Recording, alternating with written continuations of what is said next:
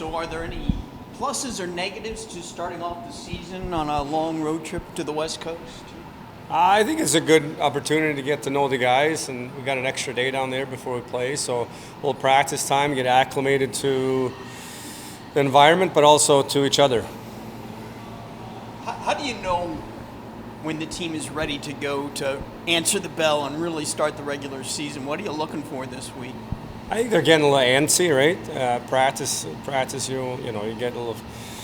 You get a little frustrated at times because you want to play games and get some information on what to work on, and I think the guys feel the same way. I think they're hockey players that want to play games.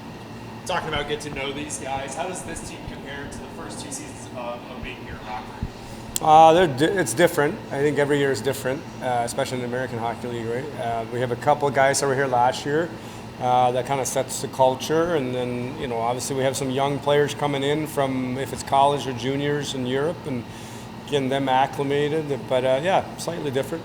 Is there any player you've seen over this offseason, specifically with newcomers, that you're excited to see or get to see their first action as an IceHog this year?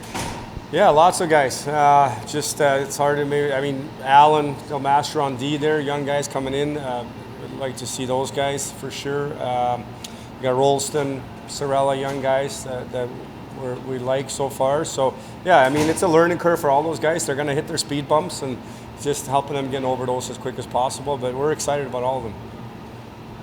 How important is it to get off to a good start, and how much emphasis are you putting on that with the guys this week? Yeah, I mean, we looked at it last year, right? We win that first game in overtime in Manitoba, and I think it came down to 1 point that we snuck in the playoffs there. So start is important. It is a long year, though, so there's no reason to get too high or low here.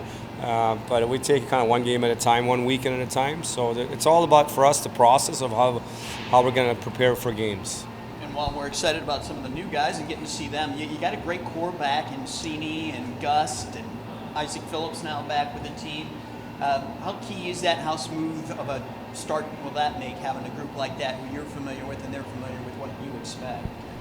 Yeah, it helps us as a staff out for sure. It also helps the younger guys that are coming in to have guys to lean on and talk to. I think all those guys you mentioned, including Joey Anderson, if it's Healy and Bjork, they're guys that have been. They all want to play in the NHL. They shouldn't be happy to be here, but they're here and they're in the moment, and they're going to be a great core of leaders for us. Did you have to have a little discussion with some of those guys about helping them get over that disappointment of not starting up with the Blackhawks and reminding them, hey, your time's going to come at some point this year? Yeah, they're really good guys. They know they're pros, but obviously, again, they wanted to be up there. But we give them some space, right? We don't want to, don't work through it. And just if they need anything from us, come see us. Or if you want to talk about it, let's talk about it. But yeah, more so that. Speaking of leadership, as Scott touched on, one of the guys you are missing this year, Garrett Mitchell, retiring as captain. Have you picked a new captain yet? What's that process been like? Yeah, we haven't named the new captain yet. We're going to see how the group kind of evolves here. We do have a leadership group.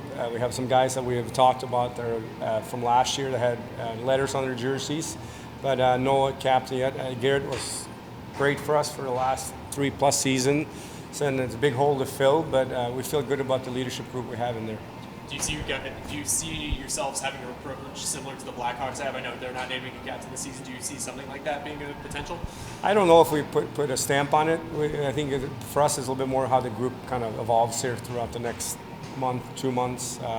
We have a good player and a good leader in Luke Philp that's been out for a little bit. That's going to be out for a little bit. So looking forward to eventually getting him back. So again, I think it's more about the group of leadership we have in there than one guy.